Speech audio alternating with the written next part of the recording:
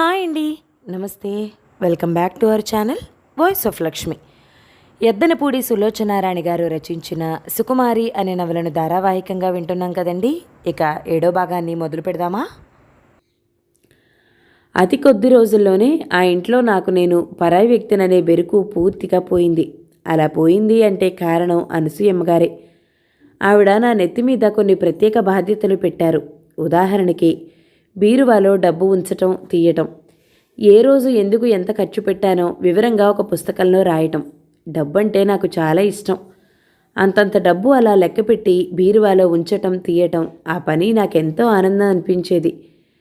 ఆవిడ మందులు మాకులు చూడటం, అవి ఎప్పుడూ లేవని అనకుండా కొనుక్కు వచ్చి ఇంట్లో ఉంచటం అనేది పూర్తిగా నా బాధ్యత. ఇది నాకేం కష్టం అనిపించలేదు. నన్ను చూడటం నేర్చుకో, ఈ ఆస్తి ఎలా చూడాలో కూడా నీకు నేను నేర్పిస్తాను అంటున్నారు ఆవిడ. నాకు సునీత షటిల్ కాక్ ఆడటం నేర్పిస్తుంది, సైకిల్ తొక్కడం నేర్పిస్తుంది. ఇంట్లో మిగతా నౌకర్లు కూడా నన్ను సునీతతో పాటు గౌరవంగా చూస్తున్నారు. అనసూయమ్మగారు నన్ను చదవమని ప్రోత్సహించారు. చూడు సుకుమారి, ఈ చదువుందే, ఒక్కసారి కష్టాలు వస్తే అవి ఈదటానికి రబ్బరు చక్రంలా మనకు ఉపయోగపడుతుంది. ఈ ప్రపంచంలో ఏ ఉన్నా ఏమి లేకపోయినా పర్వాలేదు, కానీ ఆడపిల్ల తను ఉండటానికి ఒక చిన్న గది, అన్నం తినడానికి 4 రాళ్ల సంపాదన మాత్రం ఉండి తీరాలి. చూడు, గొడుగు అనేది ఉంటే అది మనకి సంవత్సరమంతా ఉపయోగపడదు కదా, కొద్ది రోజులే. అది కూడా వానాకాలంలో మనం బయటకు వెళ్లాల్సి వస్తే ఉపయోగిస్తుంది. అందుకే గొడుగుని ఒక పక్క జాగ్రత్తగా దాచుకుంటాం. నిత్యావసర వస్తువుల్లో అది మనకి అవసరమే, అయినా దాని అవసరం తెలుసు కాబట్టి ఒక పక్కన దానికి స్థానం కేటాయించి దాచి ఉంచుతాం. ఆడపిల్లకి చదువు కూడా ఒక గొడుగు లాంటిదే అనుకో అంటూ చెప్పారు. నేను ఆ రోజు నుంచి బుద్ధిమంతురాలిలా పుస్తకాలు పట్టుకుని సునీ పాఠం చెప్పించుకుంటూ ఉంటే బ్రహ్మి దగ్గర నేను కూడా వచ్చి కూర్చున్నాను. చదువు మీద నాకు కలిగిన ఆసక్తి, ఏకాగ్రత చూసి బ్రహ్మి ఆశ్చర్యపోయాడు. నేను 10th ప్రైవేట్గా కట్టాను. సునీత స్కూల్లో చదువుతుంది. సునీత కూడా పాత స్నేహితురాలిలా కలిసిపోయింది. నాకేం కష్టాలు లేకుండా పోయాయి. హాయిగా ఉంటున్నాను. కానీ అడపాదడపా చాలా ప్రేమతో అమ్మని, విపరీతమైన కోపంతో బామ్మని గుర్తు చేసుకుంటూనే ఉన్నాను. బ్రహ్మి నవ్వుతూ అన్నాడు, చూసావా, అంటే మనిషికి ఇంకో మనిషి గుర్తు రావాలంటే బాగా ఇష్టమైనా ఉండాలి, లేక కోపమైనా ఉండాలి అన్నమాట అన్నాడు. అనసూయమ్మగారు ఆ పని మీద ఈ పని మీద నన్ను బజారుకి పంపించి కొన్ని పనులు చేయిస్తూ ఉండేది. ఎవరన్నా చూస్తే బ్రహ్మి భయపడేవాడు. ఏం కొంప మునిగిపోదులే, అదంతా నేను చూసుకుంటానుగా, నీకెందుకు అందావిడ. ఒక్కోసారి అలా బజారుకు వెళ్ళి ఆవిడకి కావలసిన మందులు కొనుక్కుని ఒంటరిగా వస్తూ ఉంటే నాకు చాలా సంతోషంగా ఉండేది. నేనిక్కడ చాలా ఆనందంగా ఉన్నాను అని మా అమ్మకి తెలిస్తే సంతోషిస్తుంది కదా అనిపించేది. ఒక్కో రోజున నేను అలా వెళ్ళి వస్తూ ఉంటే సునీతకి ట్యూషన్ చెప్పడానికి సైకిల్ మీద వస్తూ బ్రహ్మి ఎదురయ్యేవాడు. అతను సైకిల్ దిగి నాతో పాటే నడిచేవాడు. ఇద్దరం కబుర్లు చెప్పుకుంటూ ఇంటికి వచ్చేవాళ్ళం. ఆ బజార్లలో అలా బ్రహ్మితో నడుస్తూ కబుర్లు చెప్తూ వస్తూ ఉంటే నా మనసు చాలా ఆనందంగా, హాయిగా ఉండేది. ఆ రోజు నేను అనసూయమ్మగారిని తమ ఫంక్షన్లో అధ్యక్షత వహించమని అడగటం కోసం వచ్చిన వారిని వీధి వరకు మర్యాదగా సాగనంపుతున్నాను. ఇంతలో ఒకతను గేటు మీద టకటకా కొట్టి, అనసూయమ్మగారి ఇల్లేదేనా అని అడిగాడు. అవును అన్నాను. ఆమెను కలవటానికి వచ్చాను అన్నాడు. లోపలికి రమ్మనమని చెప్పండి, ఆమె ఉన్నారు, ఎంతో మర్యాదగా చెప్పాను. అతను వెళ్ళాడు. కార్ డోర్ ఎవరో దిగి వేసిన శబ్దం అయింది. ఎవరో కారులో వచ్చిన వారే అన్నమాట. ఆమె కోసం రకరకాల వాళ్ళు వస్తూ ఉంటారు. ఆమెకి ఎన్నో సాంస్కృతిక, సాంఘిక సంస్థలతో పరిచయం ఉంది. గేటు చప్పుడైంది. పూల కుండీలో ఉన్న ఒక చిన్న చామంతిని తుంపి తల్లో పెట్టుకుంటున్న నేను నవ్వు ముఖంతో రండి అంటూ గేటు వైపు తిరిగాను. గేటు తీసుకుని వస్తున్న ఆ వ్యక్తిని చూడగానే నా ప్రాణం ఎగిరిపోయింది. నోరు తెరుచుకుంది. కళ్ళు ఆల్చిప్పలయ్యాయి. బామ్మ లోపలికొస్తుంది. నా కళ్ళ ముందు ఒక్కసారి చీకట్లు కమ్మాయి. నేనొక్కడున్నానో ఏం చేస్తున్నానో తెలియనట్లుగా అయోమయం అయిపోయింది. ఒక్క అరనిమిషం ఆ కంగారంతా ఎలాగో నిబ్బరించుకుని వెనక్కి వెళ్ళి చంగున గంతేసి లోపలికి పారిపోయాను. నేను సరాసరి లోపల అనసూయమ్మగారి గదిలోకి వచ్చి ఆవిడ కుర్చీ వెనక్కి వెళ్ళి పిల్లిలా నక్కి దాక్కున్నాను. నా కళ్ళు బామ్మ లోపలికి ఎక్కడికి వస్తుందో అని బెదురుగా చూస్తున్నాయి. సుకుమారి, ఏమిటి ఆటలు? సునీత చదువుకోకుండా నీతో దాగుడు మూతలు పెట్టిందా? అంది ఆవిడ చిరాగ్గా. ఆమె రాత్రి ఒళ్ళు నొప్పులుగా ఉంది, నిద్రొచ్చేట్టు లేదు అంటూ కాంపోజ్ టాబ్లెట్లు 2 మింగింది.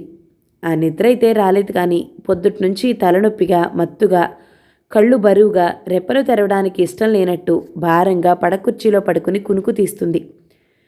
10 నిమిషాలు ఏ శబ్దమూ వినిపించకపోతే ఆవిడ ఆ కుర్చీలో వెనక్కి తల నుంచి కునుకు తీసేస్తారు. కానీ ఇంట్లో ఏదో ఒక శబ్దం వినిపిస్తూ ఆవిడ నిద్రకు భంగం వస్తూనే ఉంది. గదిలోకి పరిగెత్తుకు వచ్చిన నేను వెనక దాక్కోగానే ఆవిడ కునుకు తీస్తున్నదల్లా కళ్ళు తెరిచింది. ఏది సునీత అంటోంది ఆవిడ. ఇంతలో బామ్మ సరాసరి గదిలోకి రానే వచ్చింది. సుకుమారి, బామ్మ పిలుపు గర్జనలా వినిపించింది. ఆ అరుపుకి అనసూయమ్మగారు అంతెత్తున ఉలిక్కిపడినట్లు మేలుకుంది. సుఖీ, బామ్మ మరోసారి అరిచింది. ఆవిడ చేతిలో వంకీకర్ర ఉంది. పవిట భుజాల చుట్టూ కప్పుకుంది. కర్ర బామ్మ అనేక రకాలుగా వాడుతుంది. నడుస్తూ తూలుతూ ఉంటే ఆసరాకి, కుక్కలు వస్తే కొట్టడానికి, ఎవరైనా తప్పు చేస్తే వీపు వాయించటానికి. ఆవిడ చేతికర్రతో సహా వచ్చింది అంటే ఇక నా పని అయినట్టే. సునీతకి పాఠం చెప్తున్న బ్రహ్మి అప్పటికే పరిగెత్తుకు వచ్చాడు. బామ్మతో ఈవిడే అనసూయమ్మగారు అంటూ పరిచయం చేశాడు. అనసూయమ్మలు పనసూయమ్మలతో నాకేం పనిలేదు. సుఖీ, బయటకు వస్తావా, నేను రానా? ఆవిడ మళ్ళీ అరిచింది. అనసూయమ్మగారు, ఆమె సుకుమారి బామ్మ, అన్నపూర్ణమ్మగారు అంటూ చెప్పేశాడు. అతని ముఖం కూడా చాలా కంగారుగా ఉంది. అనసూయమ్మగారు చాలా కోపంగా ఉంది. అతిథులు అంటే సహజంగా ఆవిడ చాలా ఇష్టపడుతుంది. కానీ బామ్మ పరిచయం కానీ నమస్కారం కానీ ఏదీ లేకుండా ఆవిడ్ని పట్టుకుని అనసూయమ్మ పనసూయమ్మ అనేసరికి ఆవిడికి ఒళ్ళు మండిపోయినట్లయింది. అందుకే నిర్మోహమాటంగా అనేసింది. చూడు బ్రహ్మి, ఈవిడ అన్నపూర్ణమ్మో అన్నమయ్యో నాకనవసరం. చెప్పా పెట్టకుండా నా గదిలోకి వచ్చిందేమిటి? అవతలకి వెళ్ళమను అంది. నా మనవరాలి కోసం వచ్చాను అంది బామ్మ ఆగ్రహంగా. ఎవరి కోసం వచ్చినా ఇది నా ఇల్లు. లోపలికి రావాలంటే ఒక పద్ధతి ఉంది. సుఖీ, నువ్వు వస్తావా లేదా? సుఖీ రాదు, నేను చెప్తున్నాను ఖచ్చితంగా అనేసింది అనసూయమ్మగారు. బామ్మ దులపరించేస్తుంది. అనసూయమ్మ, నీ సంగతి నాకు తెలుసు. నువ్వు మొగుణ్ణి వదిలేసింది కాక నా మనవరాలికి కూడా అదే నూరిపోస్తున్నావా? నేను పోలీస్ రిపోర్ట్ ఇస్తాను. ఇవ్వు, పోలీసులు ముందు నిన్నే అరెస్టు చేస్తారు. ముక్కుపచ్చలారని పిల్లని అలాంటి జంతువుకిచ్చి పెళ్లి చేస్తావా? నా మనవరాలు నా ఇష్టం. నా ఇష్టం అంటే ఇక్కడ కుదరదమ్మా. మనుషులకి కొన్ని చట్టాలున్నాయి. అవి అతిక్రమిస్తే జైల్లో కూర్చోవాలి. నేను తలుచుకుంటే చిన్నపిల్లకి బలవంతంగా పెళ్లి చేసినందుకు, నిన్ను బాధలు పెట్టినందుకు వాళ్ళని జైలుకు పంపగలను. బామ్మ ఈ మాటలు వినగానే కంగుతింది. అనసూయమ్మగారు వత్తాస రావటంతో నాకు ధైర్యం వచ్చింది. ఆవిడ కుర్చీ వెనక పిల్లిలా నక్కి కూర్చున్న నేను లేచి సాహసంగా చూస్తూ ఆవిడ కుర్చీ అందుకుని పట్టుకుని నిలబడ్డాను. పెళ్ళి అంటే పరువుకి, మిగతా ఆర్థిక విషయాలకి ప్రాధాన్యత ఇవ్వటం మా అలవాటు. నీలాగా మొగుడు కొట్టాడు కదా అని ఇంట్లోంచి పారిపోయి రావటం, పత్రికలకి అత్తవారి గురించి ఉత్తరాలు రాసి గోల చేయటం మా ఇంటా వంటా లేదు. అలా చేశాను కాబట్టే ఈరోజు నేను ఇంత హాయిగా ఉన్నాను. అన్నపూర్ణమ్మ, ఇప్పుడు గుర్తొచ్చింది.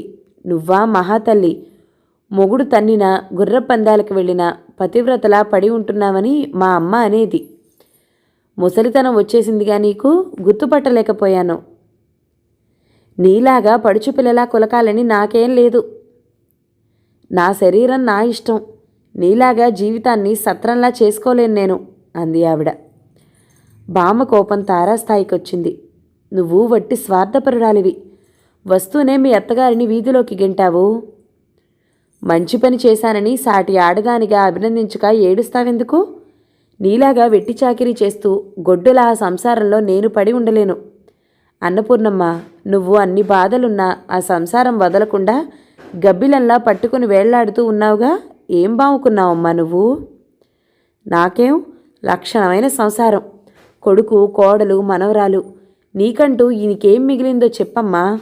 ఒక్కసారి ఆలోచించుకో, వెనక్కి వెళ్ళి ఆలోచించుకో. గొడ్డులా చాకిరీ చేశావు. ఆ చాదస్తపు సాంప్రదాయాలకి బానిసలా పడి ఉన్నావు. నీకేం మిగిలిందో చెప్పు. నన్ను చూడు అనసూయమ్మగారు గర్వంగా అంది. నన్ను చిరాకు పెట్టి సుఖపెట్టని భర్తని వదిలేశాను. హాయిగా నా బ్రతుకు బతికాను. నేను పొందిన స్వేచ్ఛ, ఆనందం, వీటిల్లో నువ్వు ఒక్క వీసం వంతైనా పొందావా? స్వేచ్ఛ, ఆనందం ఎవరికి చెప్తావమ్మా నీవి మాయ కబుర్లు? నన్ను చూసి నువ్వు నవ్వుతున్నావా? ఓసి వెర్రిదానా, నాకున్న సుఖం నీకే ఉందే. భర్త చూడకపోతేనే నా కన్న కొడుకు కోడలు నన్ను గుండెల్లో పెట్టుకున్నారు.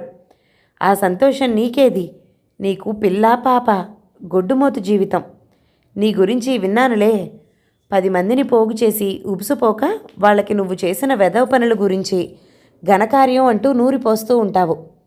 స్వేచ్ఛ, ఆనందం అంటూ వెర్రిమొర్రి రంగులు పులిమి అవే గొప్ప అందాలు అంటావు. మాలాంటి వాళ్ళకి నీలాగా కబుర్లు చెప్పడం రాదు. స్త్రీకి భర్త కంటే ఇల్లు పిల్లలే ఎక్కువ అవసరం. అసలు వాటి కోసమే భర్తని దగ్గరికి రానిస్తుంది. చిచ్చిచ్చి అనసూయమ్మగారు అసహించుకుంటున్నట్లుగా చీత్కారం చేసింది. అంతకంటే ఆత్మద్రోహం ఇంకేదీ లేదు. పాత సాంప్రదాయాలు, ఛాందసాలు మీలో ఆత్మలని చదల్లా తినేస్తాయి. బయట ప్రపంచం ఎంత మారుతున్నదో మీరు గుడ్డివాళ్లలా గమనించటం లేదు.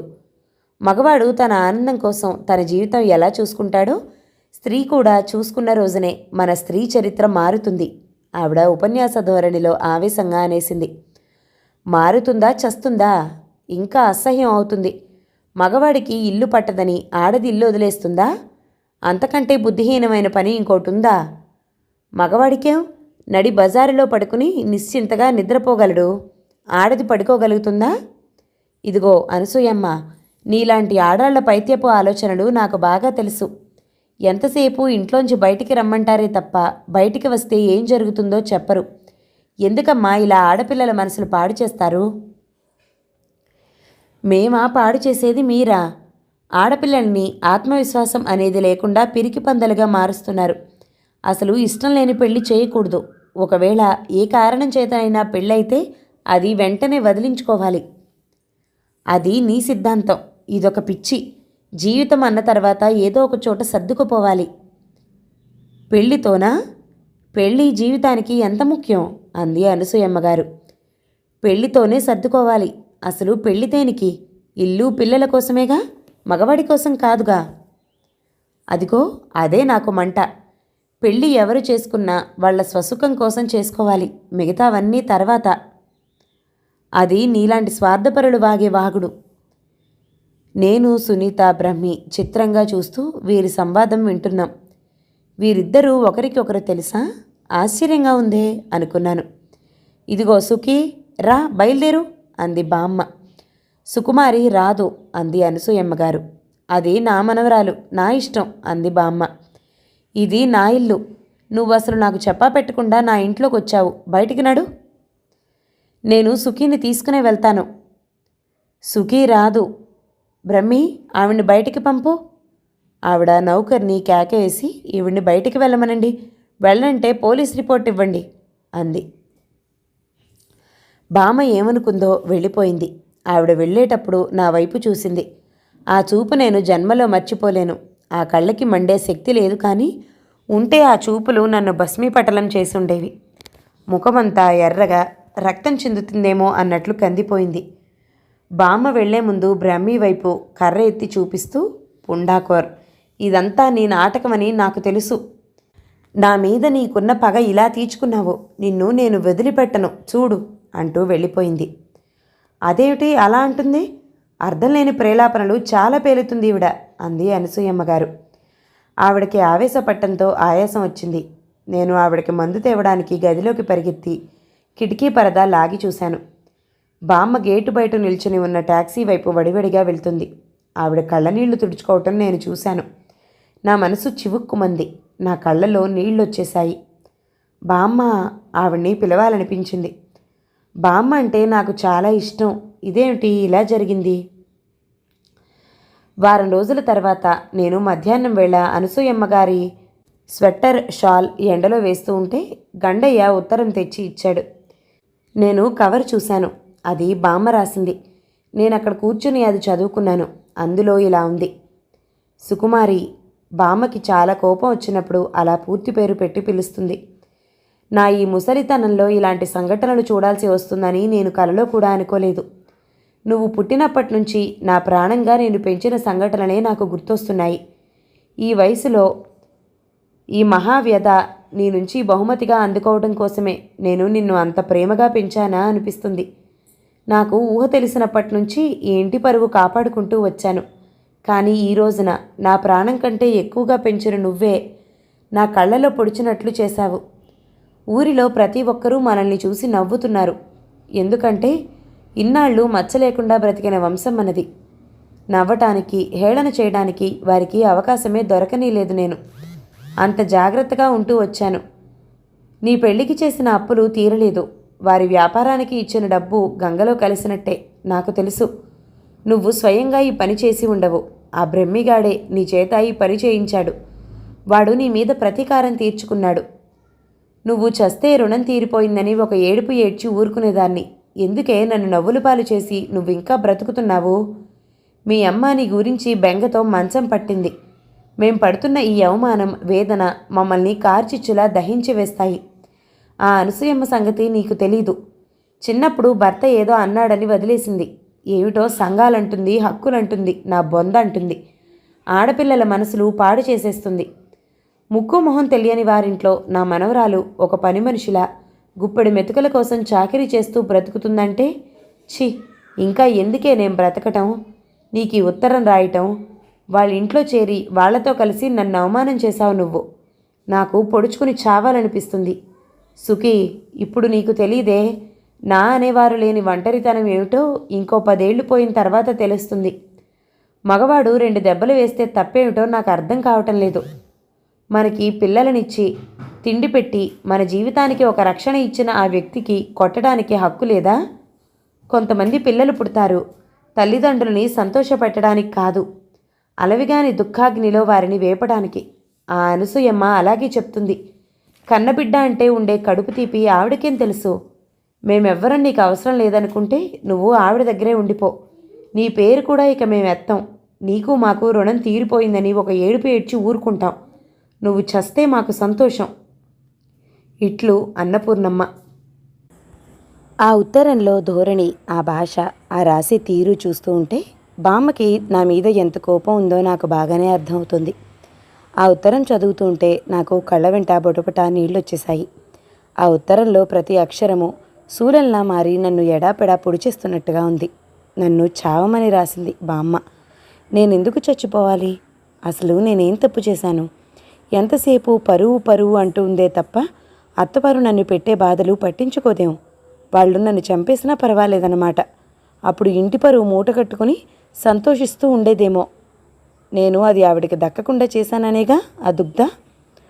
నాకు బామ్మ మీద, అత్తారి మీద, ఇంటి గౌరవం మీద ఆపుకోలేనంత కోపం వస్తుంది. నాకు అసలు చెప్పలేనంత ఆశ్చర్యం వేస్తూ, అసలు అర్థం కాని విషయం ఏమిటంటే, నా కాలికి కాస్త దెబ్బ తగిలితే నాకంటే తనే ఎక్కువగా గిలగిలలాడిపోయి, మా అమ్మే, మా తల్లే, దెబ్బ తగిలిందా నాన్న అనే బామ్మ వాళ్ళు నన్ను చంపుతున్నారు మొర్రో అంటే అసలు పట్టించుకోదే. ఏదో సర్దుకుపోవాలి అంటుందే ఎంతసేపు. పరాయి వాళ్ళ ఇంట్లో పని మనిషిలా పడి ఉన్నానుట. నా కళ్ళంబడి నీళ్లు ఉబికి వచ్చేశాయి. ఉంటే ఉన్నాను, తప్పేమిటి? అయిన వాళ్ళు అర్థం చేసుకోరు. ఎక్కడో చోట నా బ్రతుకు నేను బ్రతుకుతుంటే పరువు పోతుంది అంటూ గోల. మాయదారి చిక్కంతా వచ్చి నానెత్తినే పడింది. నాకెప్పుడు ఇవే ఆలోచనలు. సాయంత్రం బ్రహ్మి రాగానే ఆ ఉత్తరం చూపించాను.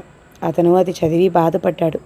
నన్ను ఓదారుస్తూ, అవన్నీ ఆవిడ నిజంగా రాసినవి అనుకోకు. బామ్మ ఆవేశంలో అలా రాసేసింది. అదేం పట్టించుకోకు. పెద్దవాళ్ళకి కోపం వస్తే పిల్లల్ని చావు అని తిడతారు. అది నిజంగా చావుమనా? కాదు. చావు అనే తిట్టుకి ఆయుర్దాయం పెరుగుతుందిట.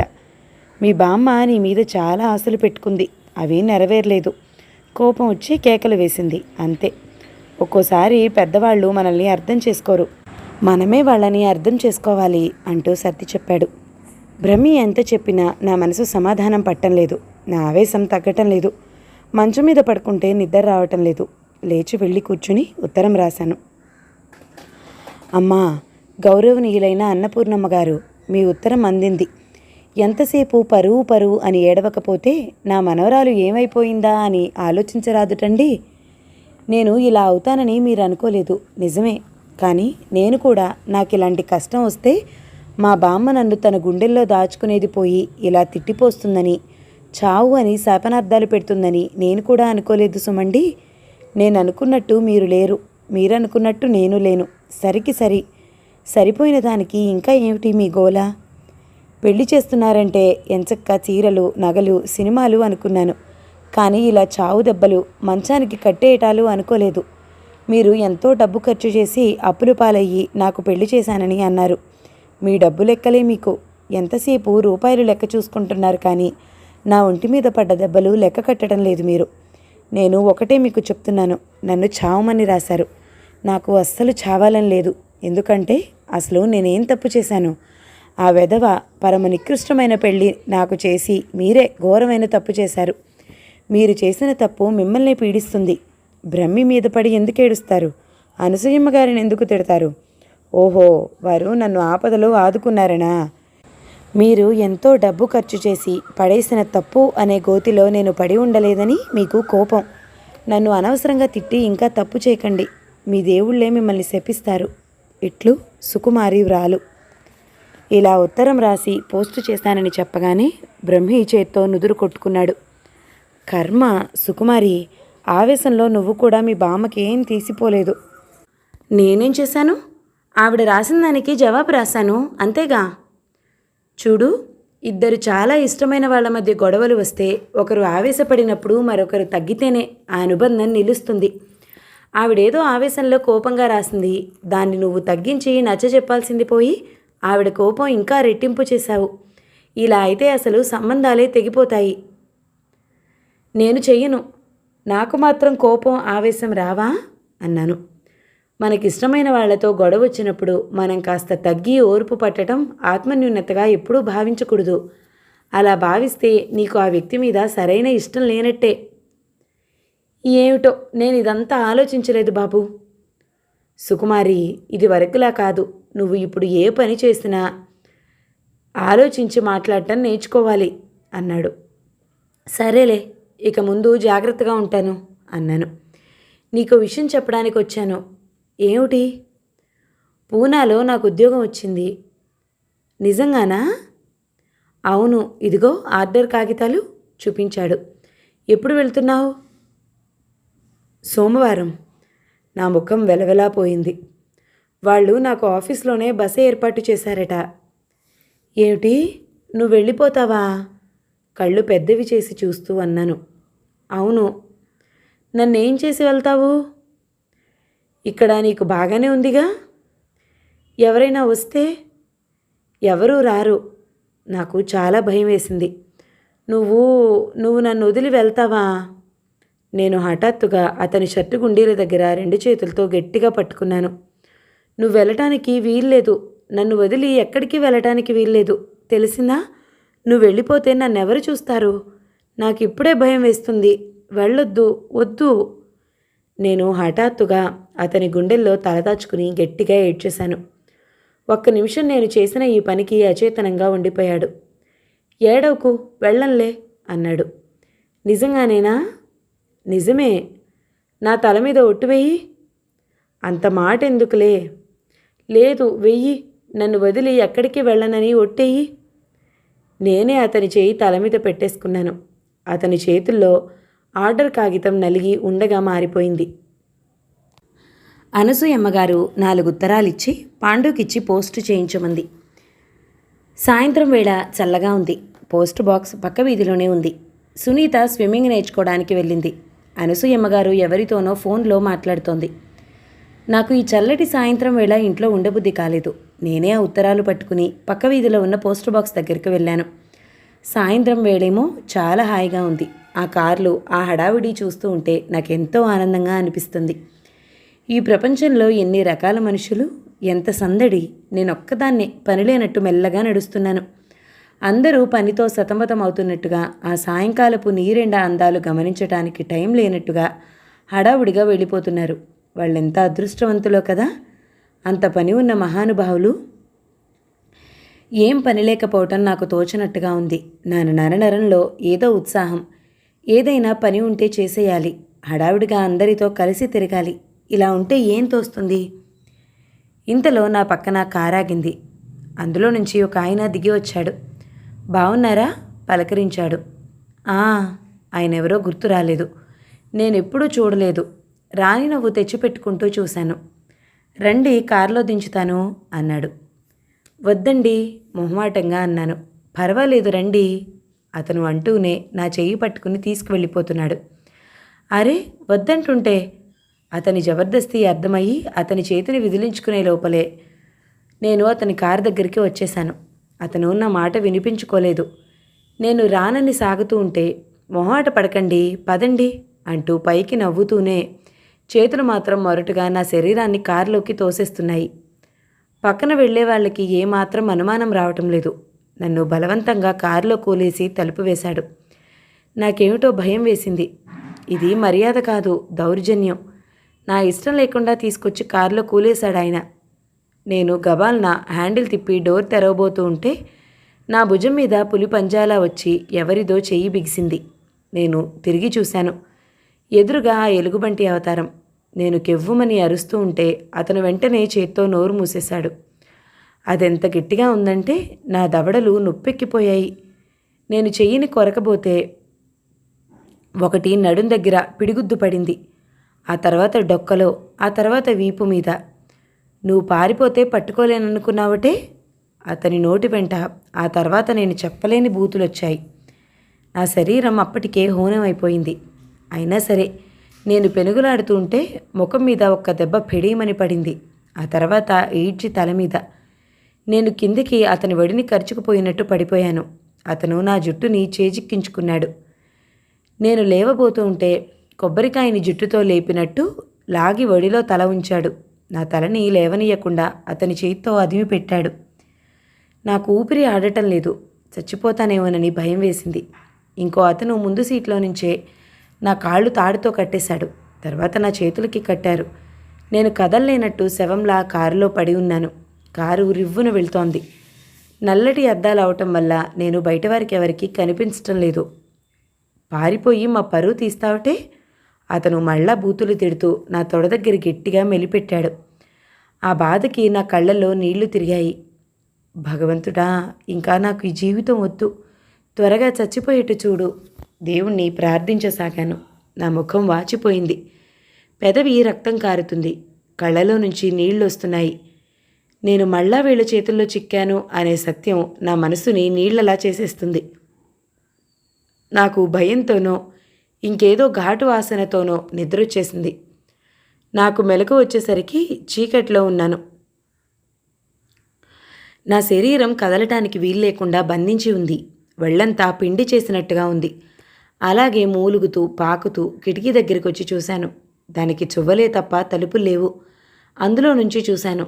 నాకెక్కడున్నానో అర్థమైంది. మా అత్తగారింట్లో పైభాగంలో ఎడ్ల గంటలు, పాత ఇత్తడి, చెక్క సామాను పడేసే గదిలో పడి ఉన్నాను. నేను గొంతెత్తి గట్టిగా అరిచాను. ఎవ్వరూ రాలేదు. అక్కడున్న పిల్లికూన మాత్రం మ్యావ్ మ్యావ్ అని అరవసాగింది. అది నా మీద పడుతుందేమోనని భయం. మళ్ళీ అరిచాను. నా అరుపుకి సమాధానంగా దూరంగా కుక్క మురిగింది. నేను గొంతెత్తి అరుస్తున్నాను కానీ ఎవ్వరూ రాలేదు. అరిచి అరిచి నా గొంతు బొంగురుపోయింది. దాహంతో నాలుక పొడారిపోయింది. పెదాలు పగిలిపోయినట్టే ఉన్నాయి. నా నిస్సహాయ స్థితికి నాకు ఏడుపు వచ్చేసింది. నేను వీళ్ళని ఏమీ చేయలేను. వీళ్ళు నాకంటే బలవంతులు, క్రూరులు. వాళ్ల చేతుల్లో నా ఎముకలు ఇప్పటికే సగం పైగా చూరైపోయినట్లున్నాయి. ఈ శిక్ష వాళ్ళు ఎందుకు వేశారో నాకు తెలుసు. నేను సంప్రదాయాన్ని కాల్తన్నాను. నాకు స్వతంత్రం కావాలి అని నేనే ప్రకటించుకున్నాను. వీరి కోరల నుంచి పారిపోయాను. నా జీవితం నేను నిర్మించుకోవడానికి ప్రయత్నాలు చేశాను. వాళ్ళని ఎదిరించాను. వాళ్ళ పరువు తీశాను. నేను ఒక మనిషినే అని నా మాటలు చేష్టల ద్వారా ప్రకటించుకున్నాను. అది వాళ్ళు సహించలేకపోతున్నారు. అందుకే ఇలా నన్ను చిత్రహింస చేస్తున్నారు. నేనేం చేయగలను? ఏమీ చేయలేను. నా ప్రాణం పోయే వరకు ఈ నరకం భరిస్తూ ఇలా ఉండాల్సిందే. నా ఒళ్ళంతా చాలా నొప్పులుగా, భరించలేనంత బాధలుగా ఉంది. నేను ఆ బాధను తప్పించుకోవడానికి బ్రహ్మిని గుర్తు చేసుకోసాగాను. సునీత చిలిపి మాటలు జ్ఞాపకం తెచ్చుకుంటున్నాను. ఆ విధంగా తాత్కాలికంగా వర్తమానం వదిలేసి ఆలోచనల రెక్కలు తగిలించుకుని అటు ఇటు ఎగరటానికి నిస్సహాయంగా ప్రవర్తిస్తున్నాను. నిద్రొస్తోంది, పోతోంది. నేను గొంతెత్తి అరుస్తున్నాను, పెద్దగా మూలుగుతున్నాను, ఏడుస్తున్నాను. నా ఏడుపే, నా అరుపులే, నా మూలుగులే నాకు తోడుగా అనిపిస్తున్నాయి.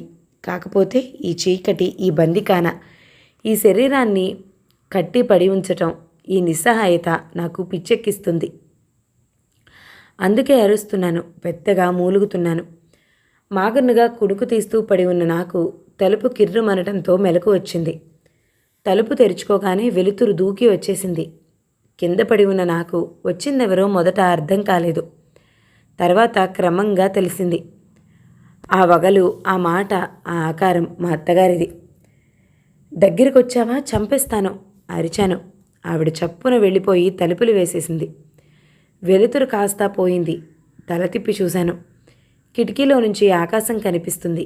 అది నీలంగా, ఒక తెల్ల మబ్బు నన్ను సోద్యం చూస్తున్నట్లుగా ఉంది. నేను మళ్ళా అరిచాను, తలుపు తీ. కిటికీలో నుంచి ఎవరో తొంగి చూశారు. అది హైమ. నేను ఉమ్మేశాను.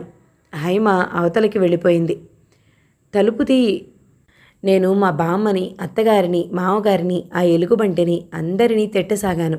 నాకు భయం వేస్తోంది. స్పృహ తప్పేటట్లుంది. ఒంటి మీద తెలివి ఉంచుకోవాలి. లేకపోతే వీళ్ళు ఈసారి ఏం చేస్తారో. నా నోటికి తిట్లు గుర్తు రావటం లేదు. నాకొచ్చిన ఇంగ్లీష్ పాఠం బిగ్గరగా అప్పచెప్తున్నట్లు అరవసాగాను. Once there was a slave.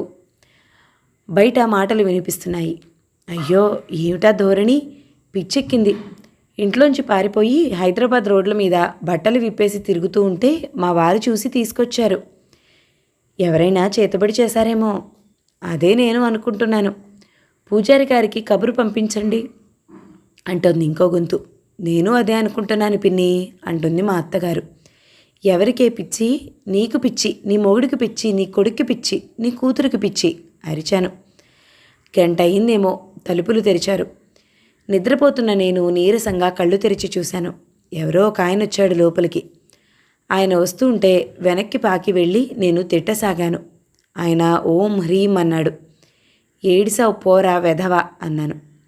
నన్ను తర్వాత వాళ్ళు తీసుకొచ్చి పెరటవైపు వరండాలో ఒక స్తంభానికి తాళ్లతో కట్టేశారు. జుట్టు పీకి విరబోశారు. మా అత్తగారు నా ముఖాన కాసంత కుంకుమ బొట్టు దిద్దింది. నాకు కుంకుమ వాసనకి ఒకటే తుమ్ములు రాసాగాయి. భూతవైద్యుడు అప్పటికే మంత్రాలు జపిస్తూ వేపమండలతో చెళ్ళు చెళ్ళున ఎడాపెడా నా ముఖం మీద, భుజాల మీద, పొట్ట మీద, కాళ్ల మీద చీడ్చు కొడుతున్నాడు. హైమ వాళ్ళంతా బిందెలతో నీళ్లు తెచ్చి నా తల మీద కుమ్మరిస్తున్నారు. 1, 2 కాదు, 10, 20 ఎన్నో. నేను ఉక్కిరి బిక్కిరైపోతున్నాను. మధ్యలో వేపమండల దెబ్బలు. మా అత్తగారు నీళ్ల బిందెలతో, కుండలతో తెస్తున్న 2 పనివాళ్ళని త్వరగా నడవండి, నోటొక్కటి కావాలి అంటూ తొందర చేస్తుంది. నా పని అయిపోయింది. నా శరీరాన్ని వీళ్ళు ఏమైనా చేసుకొని కాల్చి వాతలు పెట్టని, చీల్చి కాకులకి గద్దలకి వేయిని, కాలువలో మొసళ్ళకి పారేయని నేనేమీ చేయలేను. నా ఓపిక అయిపోయింది. నా తిరుగుబాటు అంతరించిపోయింది. నా ఆగ్రహం ఊపిరే పూయినట్టయింది. నా శరీరం నాది కాది అన్నట్టు, వారికి ఒక ఆట వస్తువు అన్నట్టు వదిలేశాను. నీళ్లు నా నెత్తి మీద నుంచి కారుతున్నాయి. నా ఒంటికి దెబ్బలు తగులుతున్నాయి. వారు వేసే పొగ నా ఊపిరితిత్తులని చంపేస్తుంది. నాకు దగ్గే ఓపిక కూడా లేదు. ఇంతలో ఎవరో ఆగండి అని అరిచారు. ఏమిటో గోల. నాకు చూపులు స్థిరంగా నిలబట్టం లేదు. ఏమిటో అరుపులు, ఏమిటో పరుగులు. ఎవరో తాళ్లు విప్పేస్తున్నారు. నేను కూరుకుపోతున్న కళ్ళని బలవంతంగా తెరిచాను. ఎవరో పోలీసు వాళ్ళు నా కట్లని విప్పుతున్నారు. మనం రావటం ఆలస్యమైతే ఈ పిల్ల చచ్చిపోయి ఉండేది అంటున్నాడు. Once there was a slave అన్నాను. ఏమిటమ్మా? నేను నవ్వాను. ఎవరో పట్టుకున్నారు. సుకుమారి పిలుస్తున్నారు. నాకేం తెలియటం లేదు. ఆ వ్యక్తి నన్ను భుజం మీద వేసుకున్నాడు. నడుస్తున్నాడు. Once there was a slave అంటున్నాను నేను ముద్దగా. తర్వాత ఏమైందో తెలీదు. నాకు దగ్గు బాగా వచ్చింది. ఉక్కిరిబిక్కిరైపోతున్నాను. ఎవరో వీపు మీద, గుండెల మీద చేత్తో మృదువుగా రాస్తున్నారు. నాకు వెంటనే భయం వేసింది. చంపేస్తాను. నేను లేచి పరిగెత్తేశాను. నన్ను ఎవరో బలవంతంగా పట్టుకుని ఆపారు. వద్దు వద్దు, నన్ను కొట్టొద్దు, నాకేం పిచ్చి లేదు. చేతులతో ఎడాపెడా ఆ దెబ్బలని తప్పించుకుంటూ అరుస్తూ అన్నాను. ఎవరో నన్ను బాగా కుదిపి మెలకు వచ్చిందా అని అడుగుతున్నారు. మెలకువా అన్నాను. అవును సుకుమారి, కళ్ళు తెరు, ఇటు చూడు. నేను బలవంతంగా తెరిచాను. ఎదురుగా బ్రహ్మీ ముఖం. నేను మళ్ళీ చేతులతో దెబ్బలని కొట్టనీయకుండా చేత్తో అటు ఇటు తోసేశాను. నన్ను కొట్టొద్దు, నాకు పిచ్చి లేదు. సుకుమారి, ఇటు చూడమ్మా, నువ్వు నా దగ్గరున్నావు, ఒక్కసారి మెలకు తెచ్చుకో, మా బంగారు తల్లివి కదూ. నేను బలవంతంగా కళ్ళు తెరిచాను. బ్రహ్మి ముఖం నా వైపు చూస్తుంది. నేనొక్కసారి 2 చేతులు ఎత్తి అతని మెడ చుట్టూ పెనవేసి అతన్ని దగ్గరికి లాక్కున్నాను. అతని ముఖం నా ముఖం మీద ఆనింది. బ్రహ్మి, నాకు కలొచ్చింది, భయంకరమైన కళ. అవును అన్నాడు. నన్ను వాళ్ళు వేపమండలతో కొట్టారు, చీకటి గదిలో పడేశారు. గుర్తు చేసుకుంటూ చెప్తూ ఉంటే అతని వేలు నా పెదవుల మీద సున్నితంగా ఆనింది. అది కళ. కళ అన్నాను. అవును, పీడకలొచ్చింది నీకు, నువ్వు నా దగ్గరున్నావు. నిజంగానా అన్నాను ఆనందంగా. అవును, నిద్రపో, మంచిదానివి కదూ సుఖీ, నా బంగారు తల్లి. అతను అలా బ్రతిమలాడుతుంటే నాకు పెద్ద పెట్టిన ఒక్కసారి ఏడుపు వచ్చేసింది. అతను కూడా ఏడుస్తున్నాడు. నువ్వెందుకు ఏడుస్తున్నావు అన్నాను. ఏం లేదు అన్నాడు. నాకు మళ్ళీ దగ్గు తెరవచ్చింది. అతను నా వీపు మీద ఛాతి మీద రాస్తున్నాడు. మంచినీళ్లు తెచ్చి తాగించాడు. అతని మాటలతో నా మనసు, అతని శరీర స్పర్శ ఇచ్చిన ధైర్యంతో శరీరం ఏమిటో వెంటనే కాస్త శాంతించినట్టుగా ఉన్నాయి.